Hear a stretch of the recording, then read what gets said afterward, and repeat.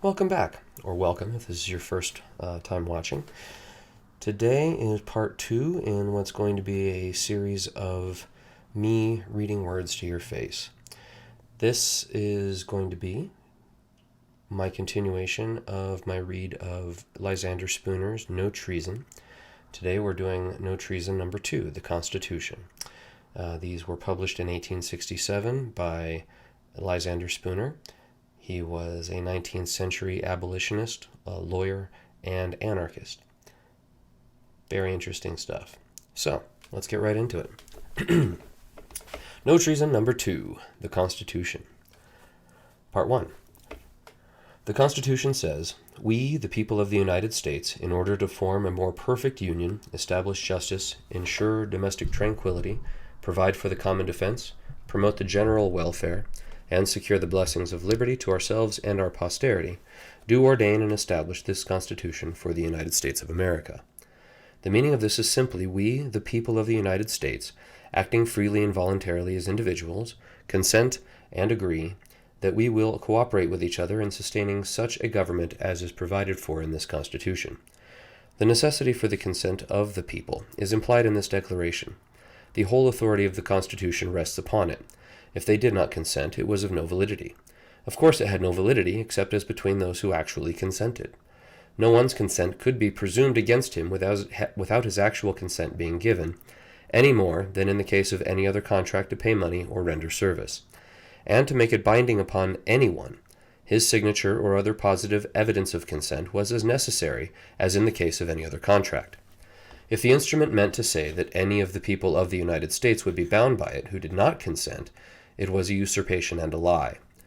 The most that can be inferred from the form "we the people" is that the instrument offered membership to all the people of the United States, leaving it for them to accept or refuse it at their pleasure.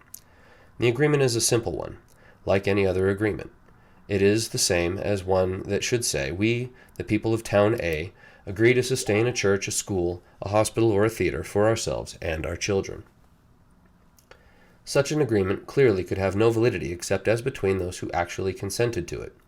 If a portion only of the people of Town A should assent to this contract, and should then proceed to compel contributions of money or service from those who had not consented, they would be mere robbers, and would deserve to be treated as such. Neither the conduct nor the rights of these signers would be improved at all by their saying to the dissenters, "We offer you equal rights with ourselves in the benefit of the church, school, hospital, or theater, which we propose to establish, and equal voice in the control of it." It would be a sufficient answer for the others to say, "We want no share in the benefits and no voice in the control of your institution, and will do nothing to support it."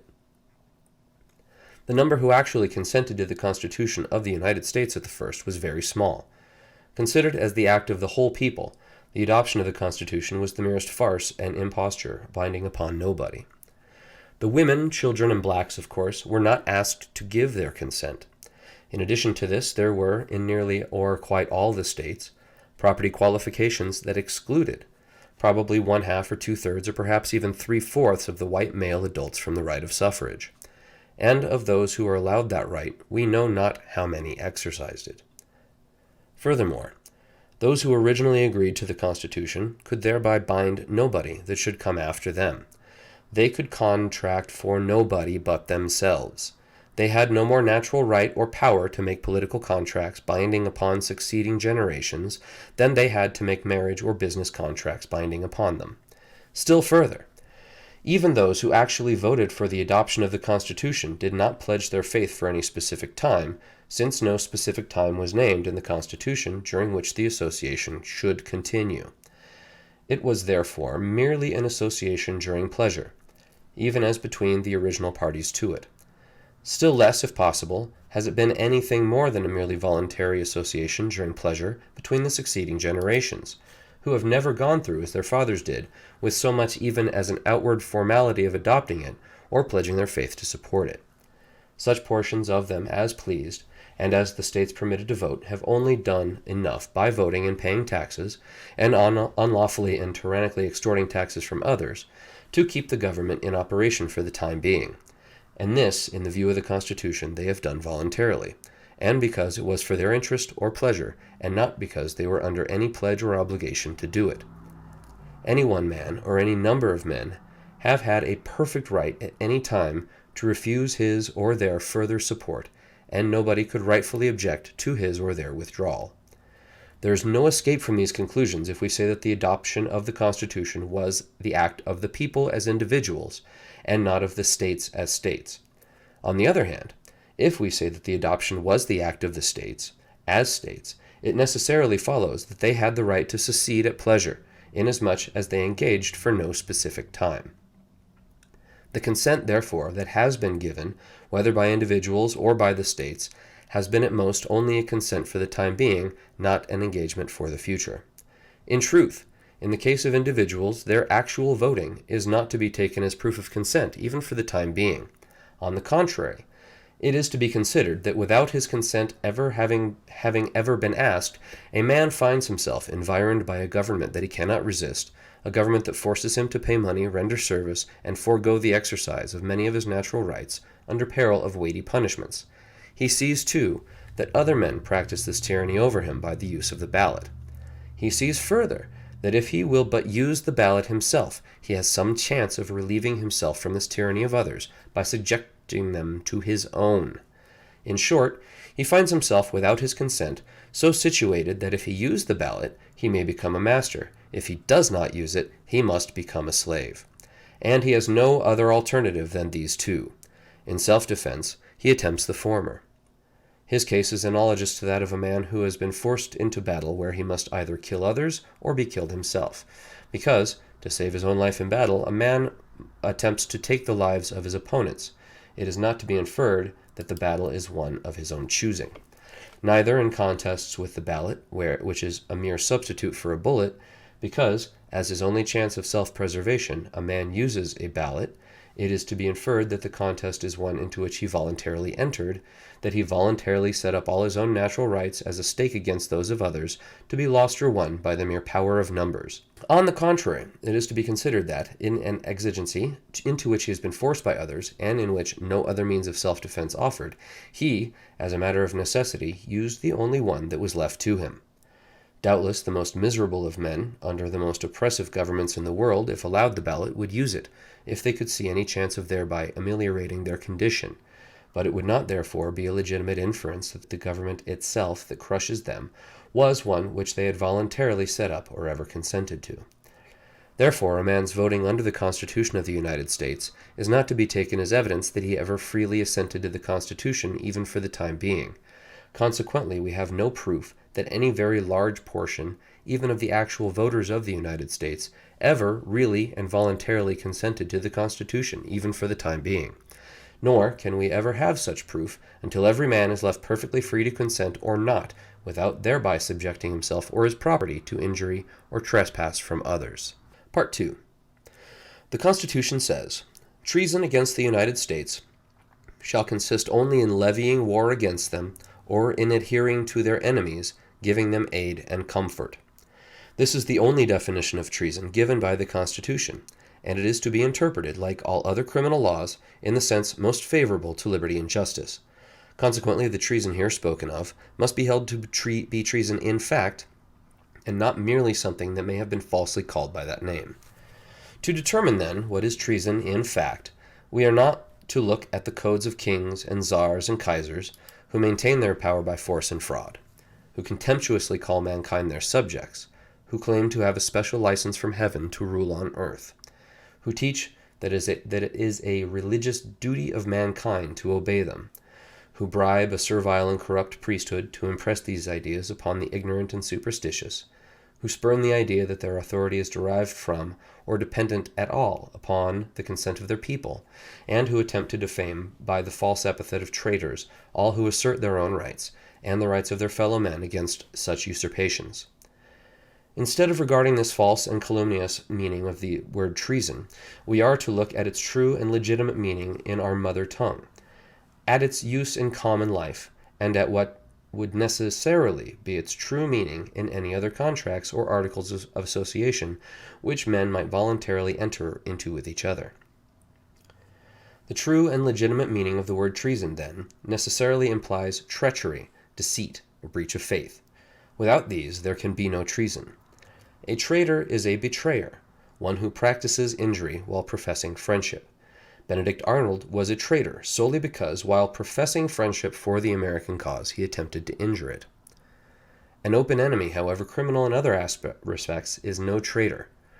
Neither does a man who has once been my friend become a traitor by becoming an enemy, if before doing me an injury he gives me fair warning that he has become an enemy, and he makes no unfair use of any advantage which my confidence in the time of our friendship had placed in his power. For example, our fathers, even if we were to admit them to have been wrong in other respects, certainly were not traitors in fact after the 4th of July 1776, since on that day they gave notice to the King of Great Britain that they repudiated his authority and should wage war against him, and they made no unfair use of any advantages which his confidence had previously placed in their power.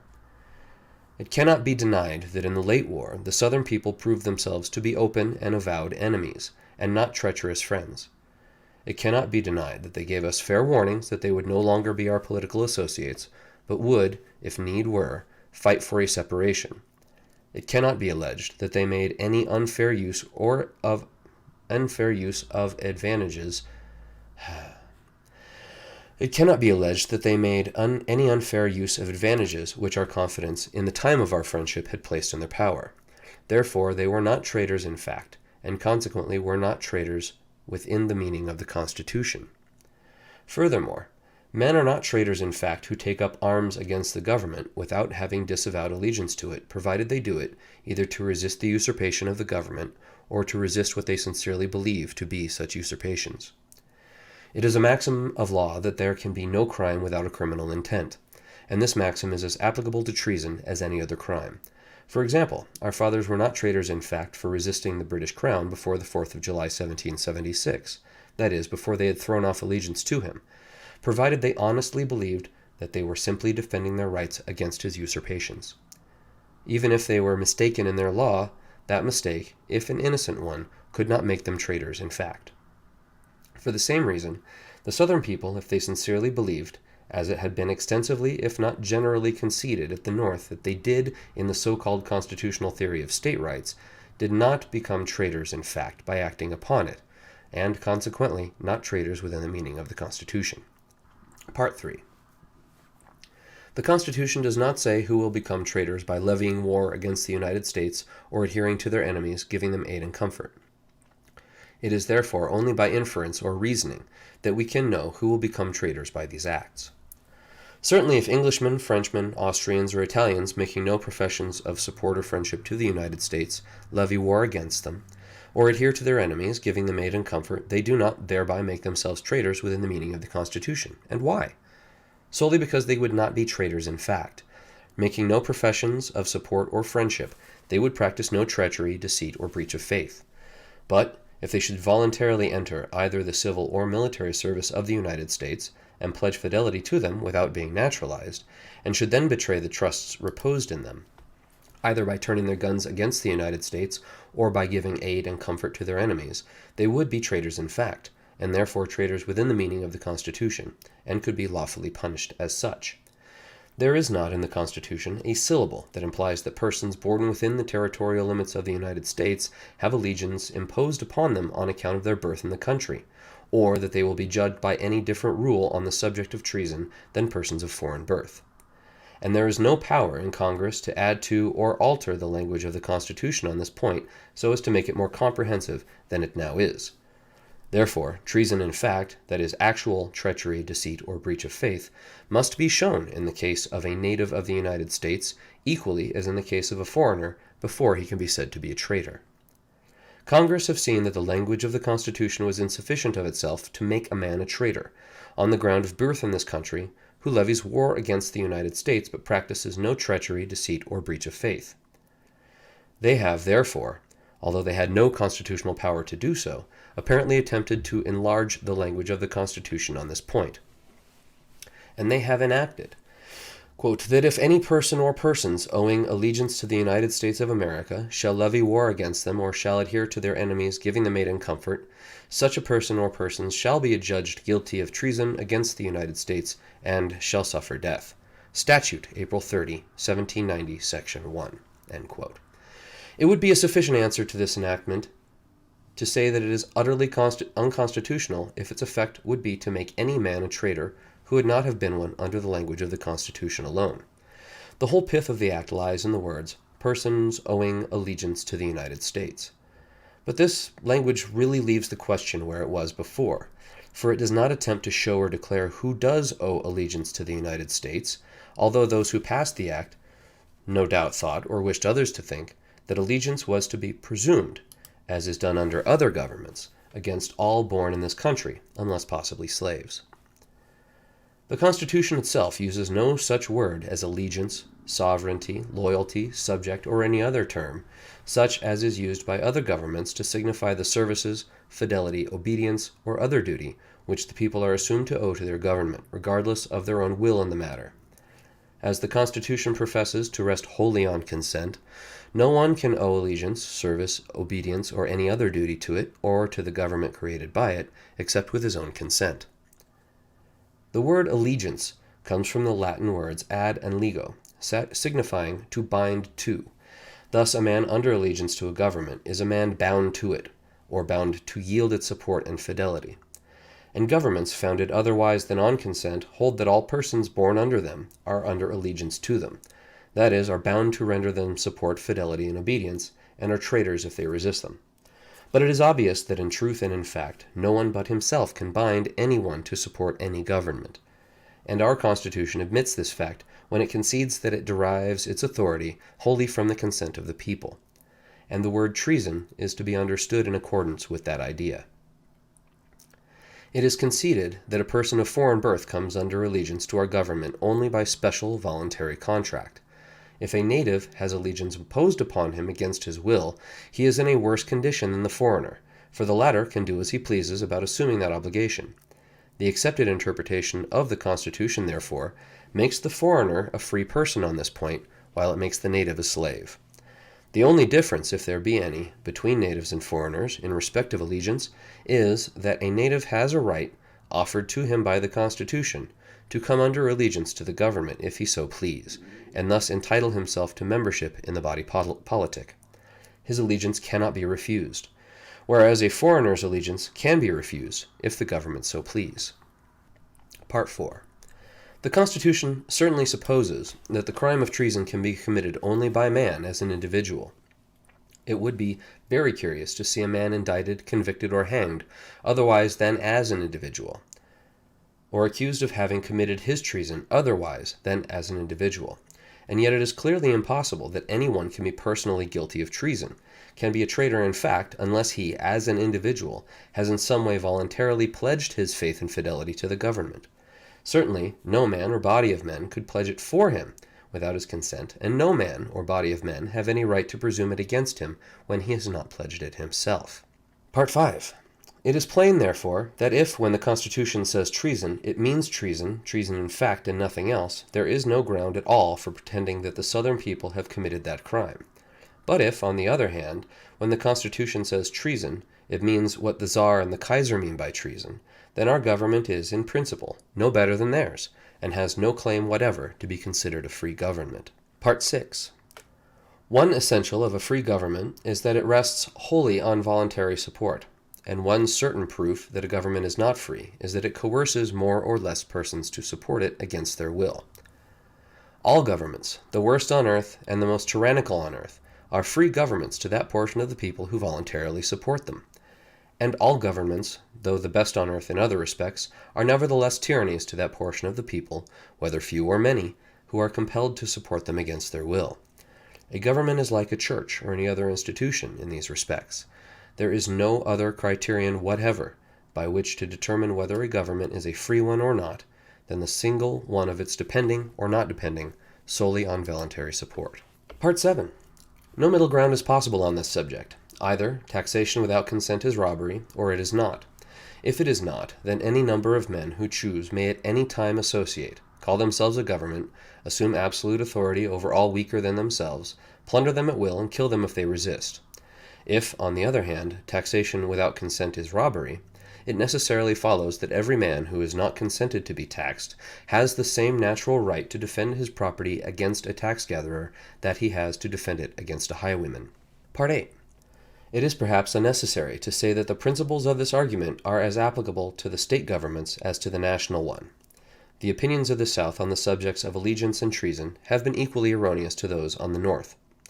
The only difference between them has been that the South has held that a man was primarily under involuntary allegiance to the state government, while the North held that he was primarily under a similar allegiance to the United States government, whereas in truth he was under no involuntary allegiance to either. Part 9. Obviously, there can be no law of treason more stringent than has now been stated consistently with political liberty. In the very nature of things, there can never be any liberty for the weaker party on any other principle, and political liberty always means liberty for the weaker party. It is only the weaker party that is ever oppressed. The strong are always free by virtue of their superior strength. So long as government is a mere contest as to which of two parties shall rule the other, the weaker must always succumb. And whether the contest be carried on with ballots or bullets, the principle is the same. For under the theory of government now prevailing, the ballot either signifies a bullet or signifies nothing, and no one can consistently use a ballot unless he intends to use a bullet if the latter should be needed to ensure submission to the former. Part 10. The practical difficulty with our government has been that most of those who have administered it have taken it for granted that the Constitution as it is written was a thing of no importance, that it neither said what it meant nor meant what it said, that it was gotten up by swindlers, as many of its authors doubtless were, who said a great many good things which they did not mean, and meant a great many bad things which they dared not say, that these men, under the false pretense of a government resting on the consent of the whole people, designed to entrap them into a government of a part, who should be powerful and fraudulent enough to cheat the weaker portion out of all the good things that were said, but not meant, and subject them to all the bad things that were meant, but not said. And most of those who have administered the government have assumed that all these swindling intentions were to be carried into effect in the place of the written Constitution. Of all these swindles, the treason swindle is the most flagitious. It is the most flagitious because it is equally flagitious in principle with any, and it includes all the others.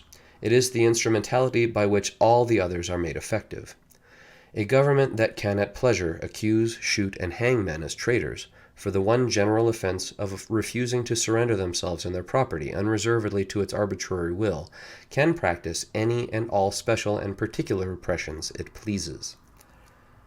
The result, and a natural one, has been that we have had governments, state and national, devoted to nearly every grade and species of crime that governments have ever practiced upon their victims, and these crimes have culminated in a war that has cost 1 million of lives, a war carried on, upon one side for chattel slavery, and on the other side for political slavery, upon neither for liberty, justice, or truth. And these crimes have been committed, and this war waged, by men and the descendants of men, who, less than 100 years ago, said that all men were equal, and could owe neither service to individuals nor allegiance to governments except with their own consent. Part 11. No attempt or pretense that was ever carried into practical operation amongst civilized men, unless possibly the pretense of a divine right on the part of some to govern and enslave others, embodied so much of shameless absurdity, falsehood, impudence, robbery, usurpation, tyranny, and villainy of every kind, as the attempt or pretense of establishing a government by consent and getting the actual consent of only so many as may be necessary to keep the rest in subjugation by force. Such a government is a mere conspiracy of the strong against the weak. It no more rests on consent than does the worst government on earth. What substitute for their consent is offered to the weaker party, whose rights are thus annihilated, struck out of existence by the stronger? Only this: their consent is presumed. That is, these usurpers condescendingly and graciously presume that those whom they enslave consent to surrender their all of life, liberty, and property into the hands of those who thus usurp dominion over them.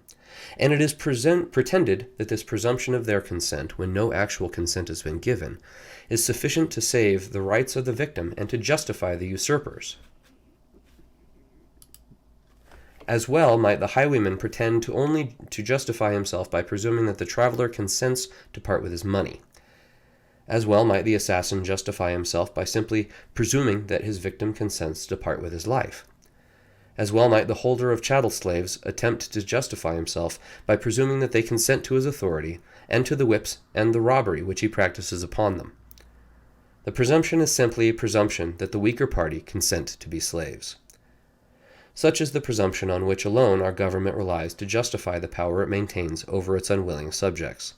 And it was to establish that presumption as the inexorable and perpetual law of this country that so much money and blood have been expended. All right, so ends No Treason, part number 2, the Constitution. Join me here in a little while when I bring you the third essay, which is actually number 6, the Constitution of No Authority. Till next time.